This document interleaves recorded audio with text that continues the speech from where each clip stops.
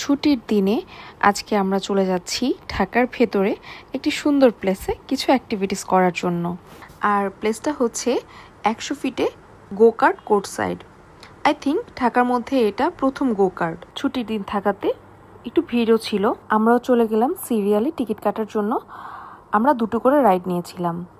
এটা হচ্ছে প্রথম রাইড বাগি, অ্যান্ড বাগি নিয়েছিল পার রাইড 500 টাকা। 3টা ল্যাব থাকবে এটাতে। প্রথমে আমি একটু ভয় পাচ্ছিলাম, কারণ ভুল হলে ওদের পেনাল্টি থাকে। পরে দীপ আমাকে অ্যাসিস্ট করছিল। দেন আমি লাস্টের দিকে একটু ভালোই চালাচ্ছিলাম। চালাতে চালাতে কখন যে 3টা ল্যাব শেষ হয়ে গেল বুঝতেই পারলাম না। শেষ করে আমরা চলে যাচ্ছি আমাদের সেকেন্ড রাইড বাগি এনজয় করতে। দেন আমরা আমাদের হেলমেটগুলো পরে নিচ্ছিলাম। এই রাইডটি এনজয় করতে হলে পার রাইড 700 টাকা করে দিতে হবে। ল্যাব থাকবে 3টে। আমাদের অ্যাক্টিভিটিসগুলো শেষ করার পরে আমরা এত হাংরি হয়ে গেছিলাম, আমরা চলে গেলাম শেফস টেবিলে।